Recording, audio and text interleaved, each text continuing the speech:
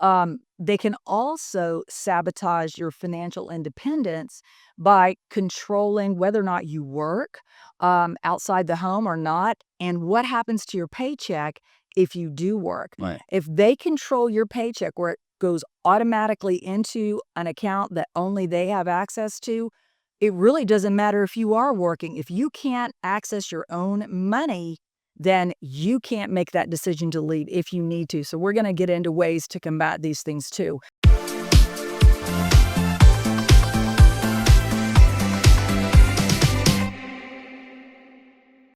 Welcome to the Victim to Warrior podcast. Warrior Talk. We're John and Melissa, and we are both survivors of narcissistic abuse, and our mission is to help other survivors reclaim and rebuild their lives. Now, in this podcast, we're going to talk about a devastating type of abuse, financial abuse. Financial abuse is something a narcissist holds over their victim because they can control your every move. If you don't have access to money, your decisions about whatever you want to do are extremely limited, if not impossible. Right. So let's talk about the different types of financial abuse, because there's so many different ways for an abuser to control their victim through the financial abuse. Now, we just did a 5-part series on our social media platforms that really lay out what each of these look like. So if you need to see them, that's where you can see exactly what they look like as they're happening. So maybe if it's happening in your house or your life, you can actually recognize it. One of the devastating ways an abuser can control you is controlling your access to money, limiting the amount of money that you actually can have, like giving you some small allowance, monitoring your spending. They can also sabotage your financial independence by controlling whether or not you work outside the home or not, and what happens to your paycheck if you do work. Right. If they control your paycheck where it goes automatically into an account that only they have access to, it really doesn't matter if you are working. If you can't access your own money, then you can't make that decision to leave if you need to. So we're going to get into ways to combat these things too. Now, debt manipulation. This is loan fraud, credit card fraud, opening debts in your name that you are not aware of. That's what I suffered. Yes. Excessive spending, hoarding money, or actually hiding money.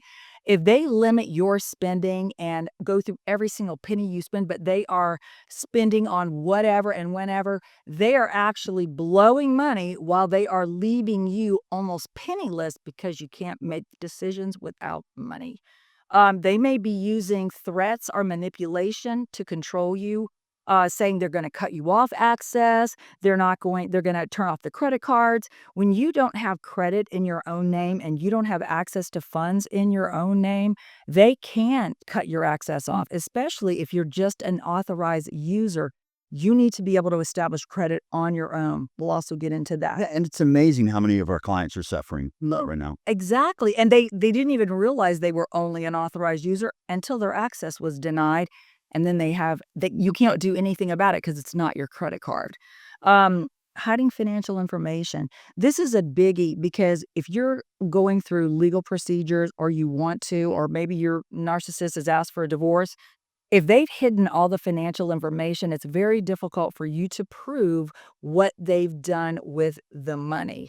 Now, we can kind of go into different ways to combat some of these things. Yeah. So you know what to do to protect yourself. Yeah, let's talk about that. Now, if you are suffering from any of these, please list them in the comments below. Let us know what you're dealing with right now, and we'll try to help along the way. And if you're not subscribed to this channel yet, please subscribe. We're trying to grow this channel and spread this awareness. So if you haven't subscribed yet, please do so. So let's talk about protecting yourself. Now, there's a couple things you can do right away, and I wish I had done this because I suffered and didn't even know it until after it was too late. I didn't freeze my credit, and I didn't use Credit Karma. Now, this happened. Now, she was opening credit Right. in your name, like literally applying for loans in his name, not even joint, and he had no idea. Right. my credit wasn't frozen. So it was very easy for her to do that. So if I had frozen my 3 repositories, she would not have been able to open up credit in my name. So you can just go to each of those Equifax, Experian, and TransUnion online, and it's very easy to freeze your credit. And then when you need to access credit or open credit, you just unfreeze it. It's very simple to do. But the great thing about it is it's safe. It's a safety to keep other people from opening up credit in your name. Our credit has been frozen for years and years and years. We learned the hard way. Yes. Also, downloading Credit Karma. Now, Credit Karma lets you know if somebody's acquiring into your credit. They let you know what your credit score You get alerts. is. You get, yes, you Yeah. get alerts. They let you know how to improve your credit.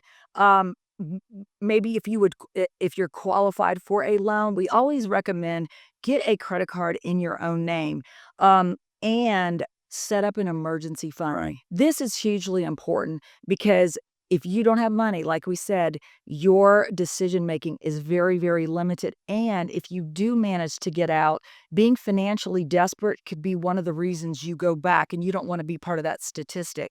So, having little things of money, like if you do work, having your paycheck, maybe $25 or $50 a paycheck, go into another account you open at a different bank and go with online statements. You don't want any paper trail on this. And if your narcissist complains that your check is $50 less than it was, just tell them the taxes went up, your insurance went up. At least you're moving some money into another account that only you have access to. Now, I know this is probably Overwhelming, right? but this is the reason we created a 6-part video series on financial independence and recovering from financial abuse. It also comes with a 47-page workbook. I was in the financial industry for 40 years of my career, and I've helped so many people Thousands of people recover from financial abuse. protect themselves right? and recover. And this video series, John's going to link it in the description Right. below, so you can check out everything that's included.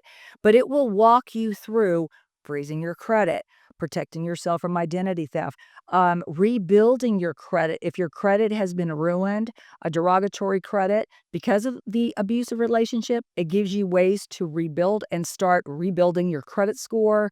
It gives you ways to budget, how to pay off debt the quickest, especially if you're in a lot of debt because of the abusive situation. Which And happens so much. oh gosh, it does.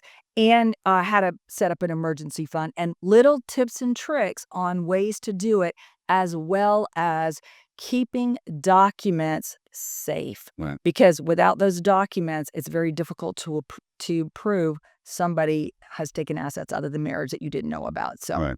Like Melissa said, I'll put the link below in the description to our financial empowerment series. And when you go to that link, you'll see everything that's included in this. It can be life-changing, yes, really, yeah, for you. because you can use that workbook now and long into the future. Absolutely. Yeah. So check it out, and also our video series on our channel, so you can actually see what the abuse looks like. Is it happening in your home?